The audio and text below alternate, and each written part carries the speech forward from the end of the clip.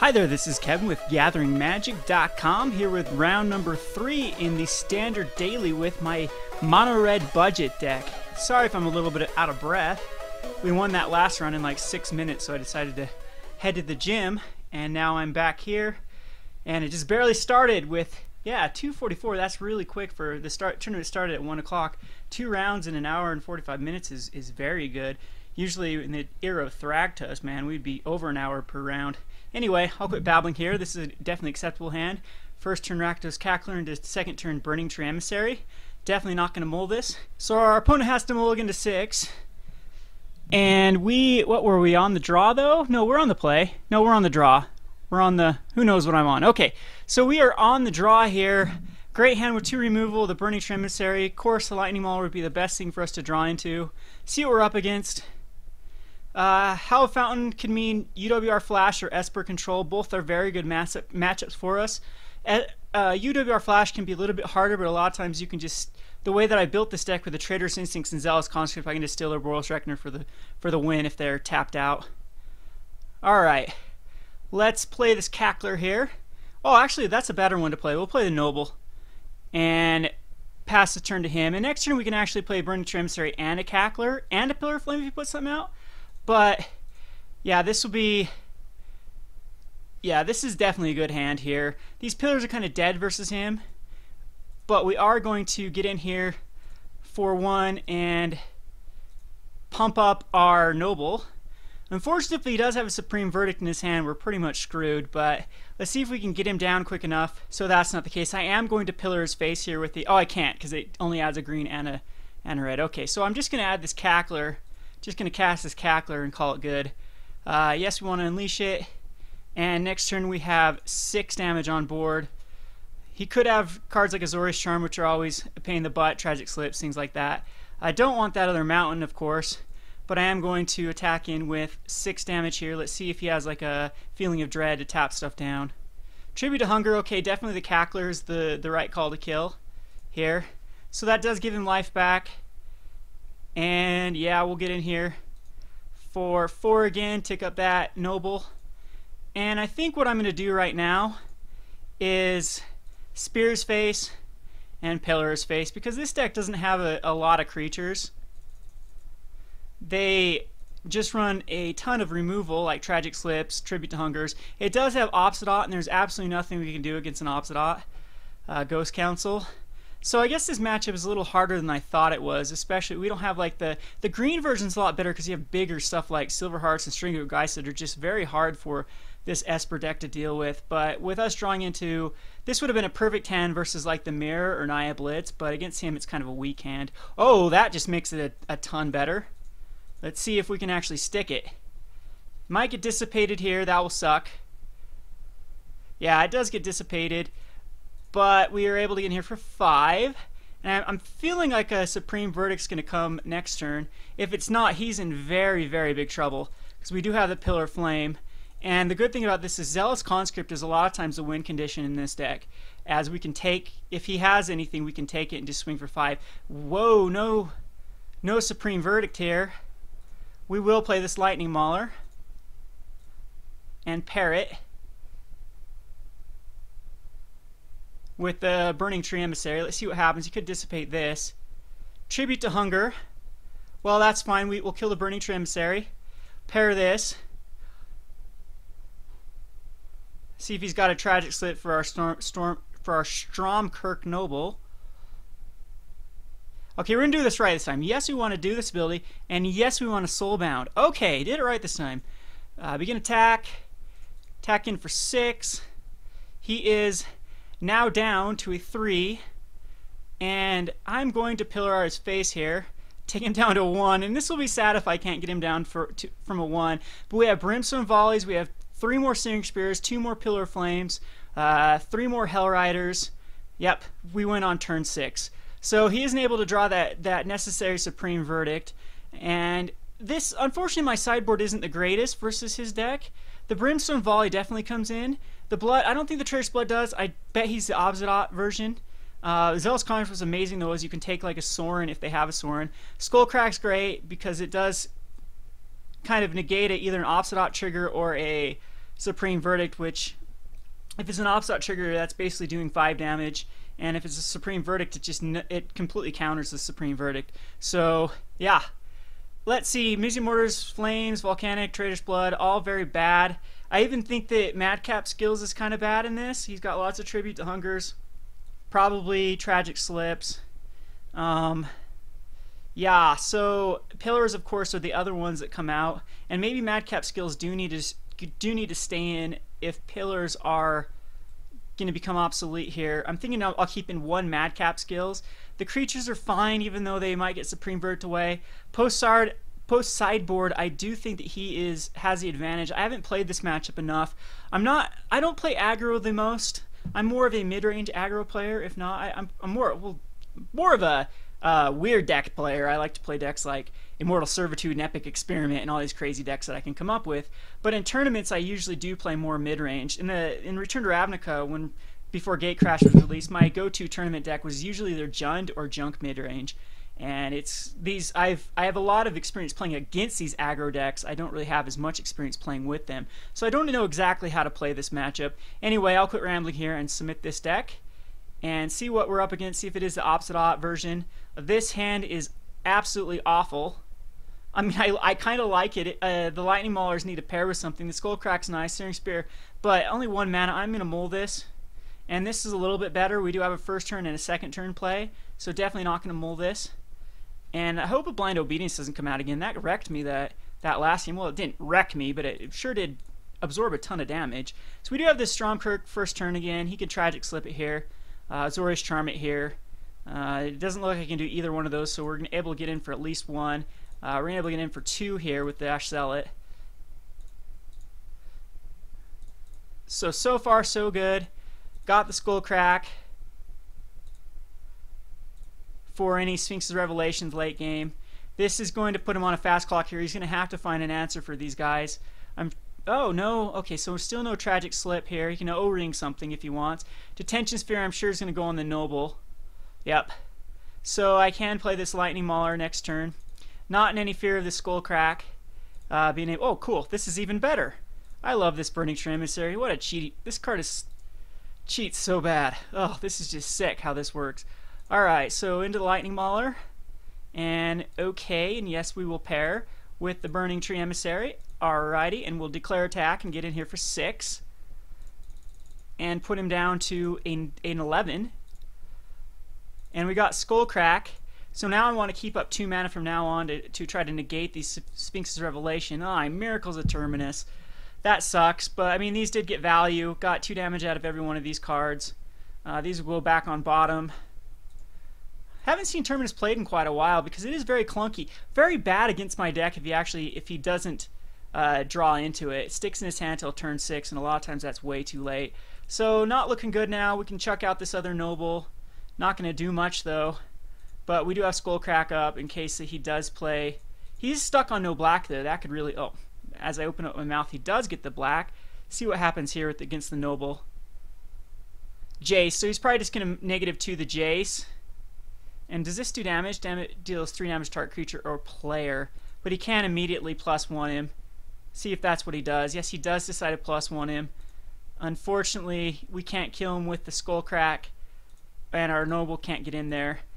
Pyreheart Wolf, I did keep in this matchup as it does have Undying, and Undying is actually really good in this. I don't know though, I kind of want to keep up the Skullcrack mana, because these aren't going to get in here either for anything. Yeah, so no point attacking because of the -1. Haven't seen this guy played in a long time.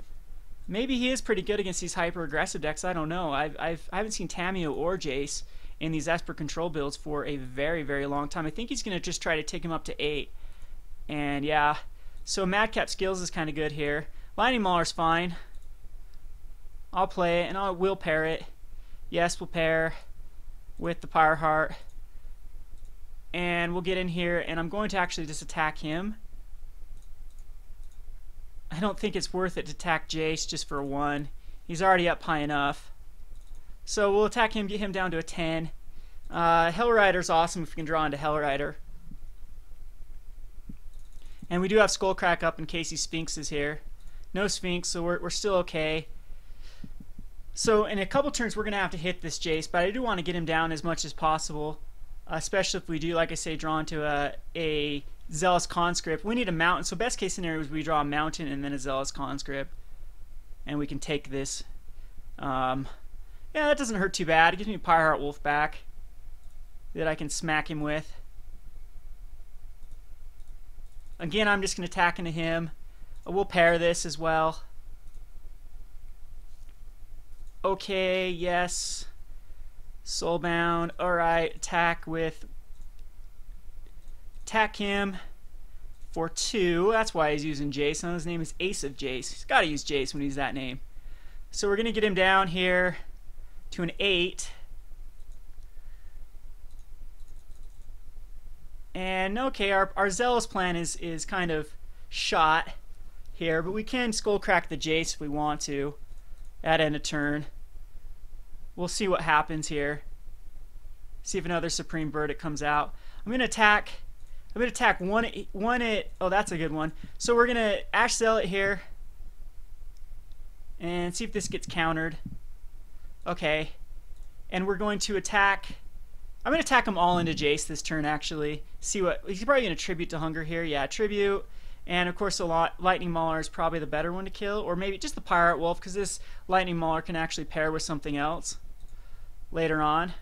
And I'm going to swing these both into Jace. Ding him down to a 6 again. I want to draw on that Zealous Conscript. If we draw into that Zealous Conscript, we can ult his Jace off and actually grab another Jace for us, or Tamio, or, you know, whatever, and then, yeah, and then grab a Hellrider and just basically kill him. So that's our plan. Come on, Zealous Conscript. Hopefully not Obsidian comes down here. That's a pain in the butt. But it looks like, is he main facing Sphinx's Revelation? Drogskull Reaver. Wow, this is another card I haven't seen forever. Now I'm really wanting a Zealous Conscript to come out, because this card will kill me. So Traitorous Blood will come in next game if I end up losing this, which does look more like anything here. Noble's not going to do it. Can't attack in with anything. This not going to pair with a Lightning Mauler. Yikes.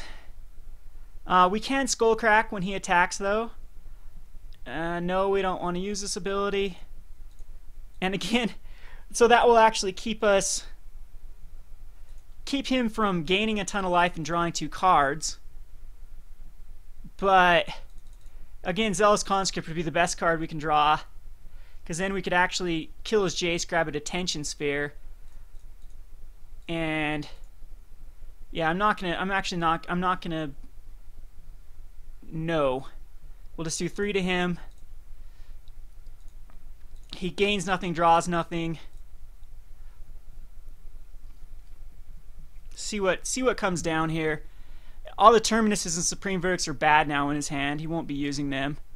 And what's going on here? Another Drogskull Reaver. Ouch. Wow.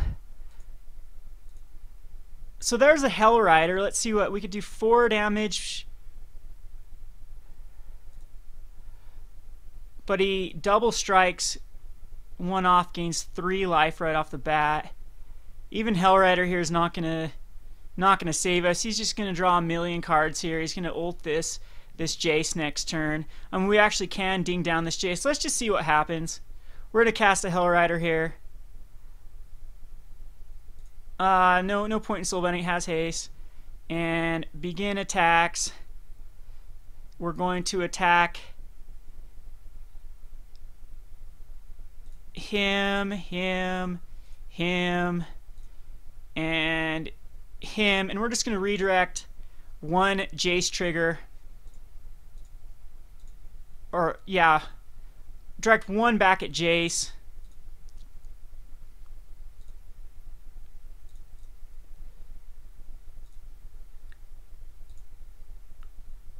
Alright, so ding him down to a 7. And then the rest at him. But, I mean, this is pretty much... He's going to double strike, do some damage off, and kill the Hellrider, I'm pretty sure. And then only take 2, so he'll go up to 6. So, yeah, that's definitely what I thought he would do. So now the Pyreheart Wolf, I'm wishing didn't get didn't get killed here, as he wouldn't be able to block. But he gets to draw 2 cards too, and this is going to be game. I'm just going to play it out to see what happens here. I'm pretty sure he's going to draw into some insane card advantage and, yeah, just win. So, you know what? I'm not even going to see what happens here. We're just going to concede here. Searing Spear wouldn't have done it. And I'm definitely bringing in these Traitorous Bloods now that I know those are in here, or now that I know that he has Drogskol Reavers in here. I'm hoping he does play these, because this is a good game if I get a Traitorous Blood on a Drogskol. Let's see. So Madcap skills can definitely go out. Don't want to get 2 for 1. And I think one Pyreheart Wolf can go out again. I mean, the Undying's okay. And what would be better than a Pyreheart Wolf in here? With a Searing Spear? A Searing Spear actually might be worse than a Pyreheart Wolf. But he didn't have much other blocks. I think 2 Pyreheart Wolf's fine. He had no... Yeah, Volcanic Strength's bad. I think this is the best. Play like this. We get to play first. This is a decent hand. I'm not gonna mull it. We got the Ash Zealot into Pyreheart Wolf and the Skullcrack to kill any Sphinx Revelation. He mulls a 6. See, the problem with his deck, though, is really clunky. That's 2 7-drops I know he has in hand, and Terminus, which is a 6-drop if he doesn't Miracle it. So this Esper build is quite clunky. It's not like the faster Esper builds. No dual land first, which is awesome for us. We'll get in here for this Ash Zealot. We are kind of a slow hand. That was awful to draw into the 5th land source, but now it makes it so we can actually cast our Zealous Conscript. And the more mana, the merrier in this one, as we can swing big for 1 turn against these Esper decks.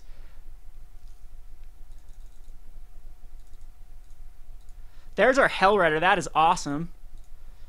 So again, get in here with the Ash Zealot. He may make me just sack it here. Wow, I should have... Well, he probably would have, if I would have played the Pyreheart Wolf, he would have done that in response. But at least that's not tragic, or not Tribute Hunger, and he actually gains life. But we got the Pyreheart Wolf into Hellrider next turn. If he plays a land in untapped, then I know he's got Dissipate up. If he plays it in tap, okay. So he's got Dissipate up. I can't play the Hellrider here, so I'll punish him for that. I'll just play the Noble instead. So I'm gonna attack the Pyreheart Wolf. Yeah, he absolutely has Dissipate up, no question about it. So we'll see if this gets dissipated. I mean, they could just be Supreme Verdict. This is kind of a very slow hand, but you know, we gotta try. I don't think that was a mole. I'm liking it with the Hellrider too. Let's see what comes out here. Jace is fine. I'm not worried about Jace. We can actually Skullcrack him and kill the Jace off with the triggers next turn. He takes absolutely no damage from... Yeah, I think we will end a turn, Skullcrack the Jace. Yes, take him down to 2. And then we get a free Hellrider, but we're walking... Oh, God, not another mountain. Okay, so we're walking into a free... like a huge Supreme Verdict, but at least we get to kill Jace here. So, attack him, and attack Jace, Architect of Thought's fine. We don't have... That means we won't have to redirect any of the triggers, because that will, you know, kill him perfectly. So 3 to him.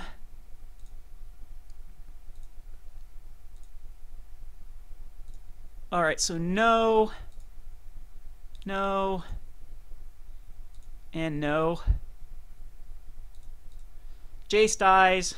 Jace does absorb quite a bit of damage there, as you can see, and makes it so that the Noble doesn't tick up.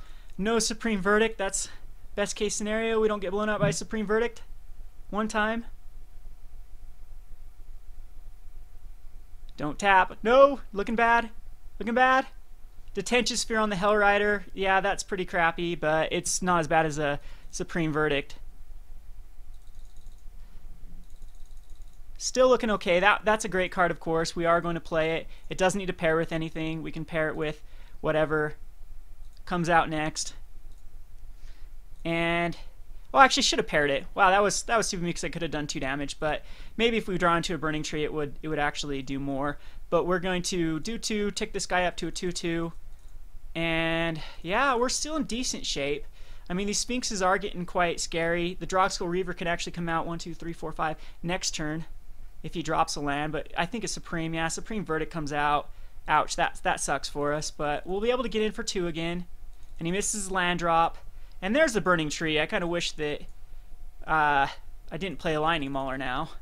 At least got in there for 2 more. Let's hopefully I don't lose this game by 2. That will be very bad. I think I am just going to play this here. Might as well. And pass the turn off to him. Let's hope no Sphinx's Revelation. Let's hope he has like Terminus in his hand and he's thinking. So let's see if he flashes back, think twice. The Finally Drowning Yard's not going to do it versus us. Too slow. But maybe another Supreme Verdict will come out here. I'm not sure. Detention Sphere on my Pyreheart Wolf. But the Burning Tree's going to be able to get in there for 2. He's almost in Brimstone range. He's almost in Hellrider range. That's a good one. That's what's so good about this red deck wins. It just keeps coming at him. So again, he has to have an answer next turn or he's dead. And eventually I'm going to draw into a Zealous Conscript, right? And the Traitorous Blood makes this very good against the Drogskull Reaver. 1, 2, 3, 4, 5. So 6. 1, 2, 3, 4, 5, 6. He can Terminus here. 2 cards in hand though. He's looking pretty bad. Jace doesn't really help him. I mean, we just need to get him down 1 more damage and the Searing Spears work. Brimstone Volley, of course, works if we can get a Morbid trigger. Just not a mountain. Oh, perfect. Actually, do we go for the kill here or not? It doesn't really matter. We're just going to attack in with here. I'm going to wait for Zealous Conscript to... Let's see. So he's going to Tribute here, I'm sure. Or what is he doing? Sphinxing for 4? Oh, okay, so I misplayed this. I could have killed him right here.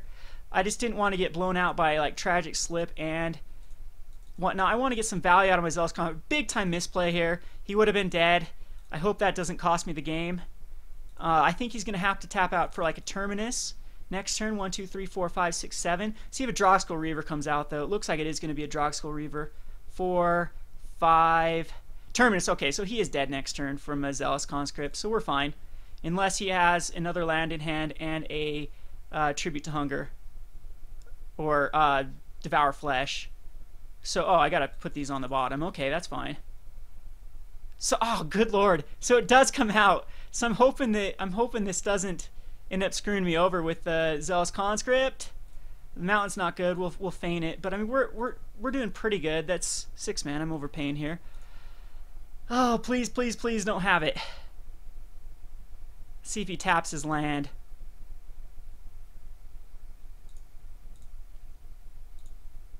Gotta tap it. Oh, looks like it's ours. So we begin it.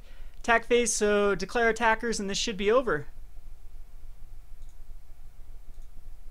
Awesome. I don't think there's anything one mana spell we pull off on turn 10, even though that horrible misplay by me. I should have just went for it last turn. That's my problem with aggressive decks. Sometimes I'm a little too fearful of just running it out there. But we get in there, and that's what you get to see. The red deck wins. Like, everything just has haste, just keeps coming and coming and coming. And we're able to beat this Esper control deck quite easily, actually. With those, I wanted to see a Drogskull Reaver there. That would have been very hilarious, taking it with a Zealous Conscript. Anyway, we're 2-1 going into the last round. Our only loss is against kind of the mirror, and which is acceptable. That's just, they're coin flips. And maybe I did get outplayed too, but I don't think I could have done anything in that game 1 that would have... my only hope was for him to misblock and just misread the amount of damage he had on board, and and then be able to kill him the next turn. But he was a smart player and knew that he had 13 damage on board. I was at 13, and he could go to a 1 by just blocking 1 guy. So kudos to him for making the right play. And yeah, 2-1 going into the last round. Again, this budget deck, the worst that we can have is a 2-2 finish again, which is pretty good. This is a $100 deck. It's even cheaper on MTGO because everything's so dirt cheap. Rares are so dirt cheap on MTGO. Mythics are what's pricey on MTGO, and there is no mythics in this deck. So yeah, it's pretty cool going up against this deck that's very expensive with the Jaces and the Sphinx's Revelations and whatnot. So I'm glad our $100 deck is competitive. Anyway, this is Kevin for GatheringMagic.com. Thanks for watching. We'll have round number 4 here shortly.